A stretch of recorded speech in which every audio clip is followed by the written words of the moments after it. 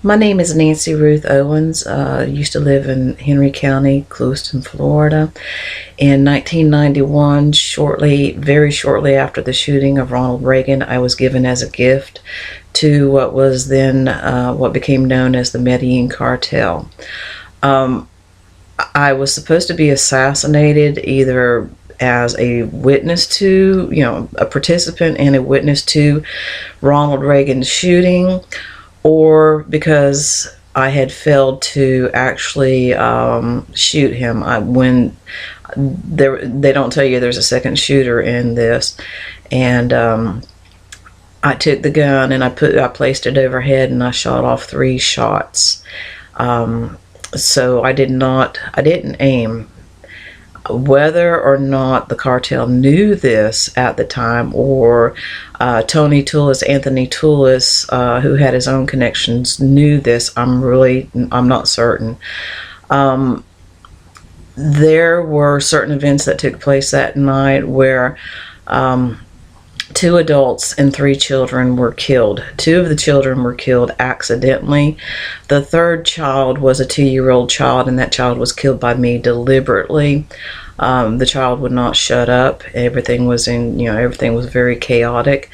She was proclaimed prior to the shooting of Ronald Reagan as a princess, and she had a little birthmark on her, which was a very crude outline of a dragonfly, and so she was referred to as the dragonfly.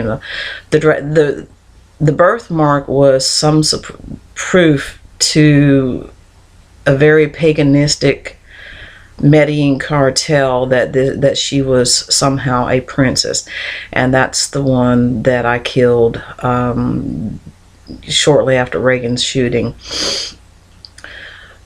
So all 2 of the kids were accidents. The 3rd one was deliberate. It was a heat of the moment. Just the child just simply wouldn't shut up. And so all of this took place with, and this is well documented, the Henry County Sheriff at this time was Sermon Dice Jr., and he admits to being a protector of the cartel. He was not protecting the people of Clewiston. He was not protecting the people of America. And so the sheriff's department was right outside when this incident occurred, and in fact certain deputies came in and cleaned up the bodies, removed the bodies from the house. So they they took some time, a few hours, about approximately 6 hours, to decide whether or not I was to live or to die. So the final answer was to hand me over to the cartel to, basically do as whatever they decided to do. And it was decided by the cartel that my specialty would be to murder kids. Shortly thereafter, and they let me go. So I just went back to just being, living a normal life, and had pretty much started to put everything behind me, and thought it was over with, over and done with. But I was in the Castaways Bar, which is located on Highway 27 in Clewiston, and I was taken by gunpoint by one Hispanic male. I was taken to a white man on the edge of town who I'm going to identify as Ben Hill Griffith based on photos that I've seen of him. Ben Hill Griffith the third, who is a very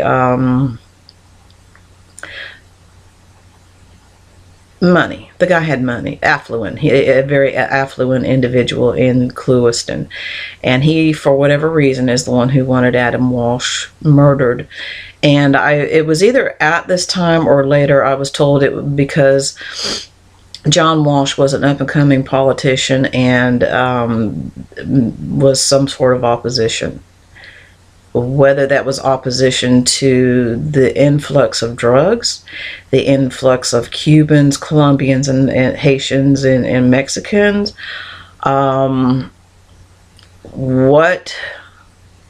or if it was just simply political, I really don't know. So there was the kidnapping of 2 boys from a mall. The first one was a decoy. The second one was a target. And again, the woman who had accompanied the Walsh family was the contact, the one who was going to make sure that everything came off without a hitch. The first one didn't go well. The first kidnapping didn't go well. I tried to pass the child off to a male and a female coming down the sidewalk on the outside of the mall. So it was decided at this point that since I had failed on the first kidnapping, that I now needed a babysitter. So we had, there were hours between the two. There was a male who was dropped off in a parking lot in either the first mall or the second mall.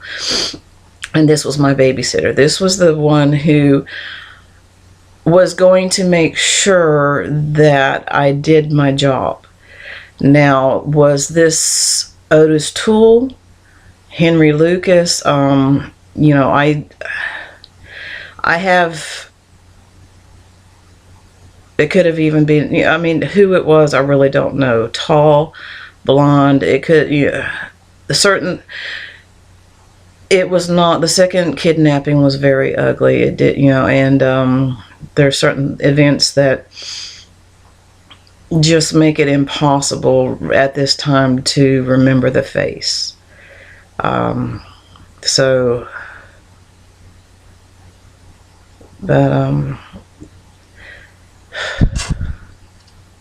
Anyway, on the back of the board is a series of events that happened between the years of 1979 and onward. It's actually continued to this day. Nothing has stopped.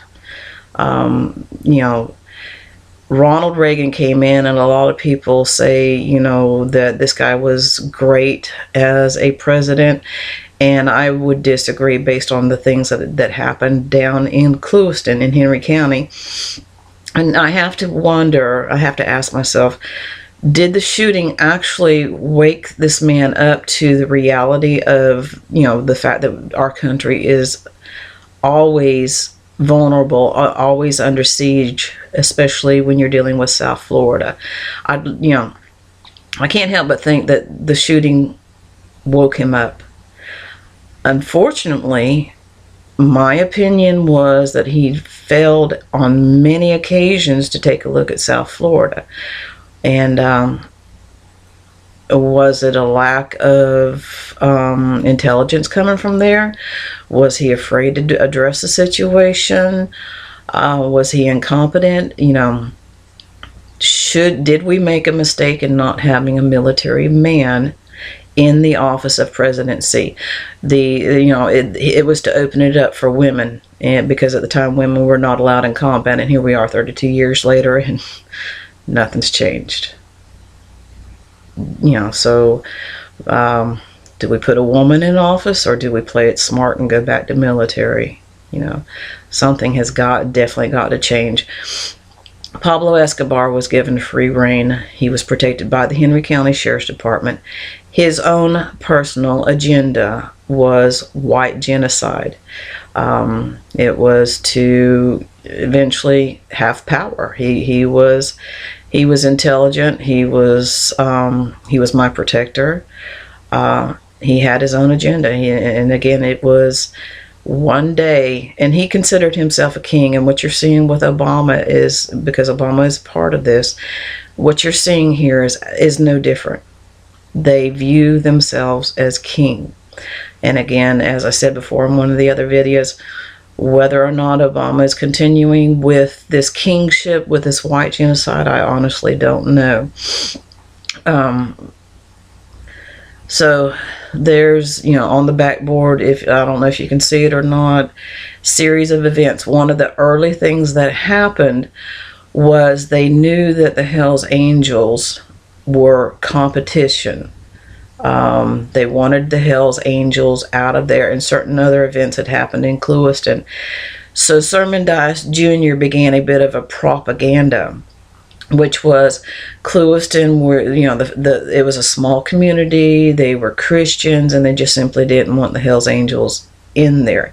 The truth of it was they had to get the whites, gang or not, you had to eliminate the white problem. And so in 1980, growing up in South Florida, this is when the Hells Angels began their, doing the Christmas tree, running bears and toys, for children, trying to clean up their image. Unfortunately, again, it forced the whites back, and the Cubans, Colombians, and Mexicans have, no ifs, ands, or buts about it. They have a stronghold in South Florida, and I'm not sure if that is ever going to change. That may be,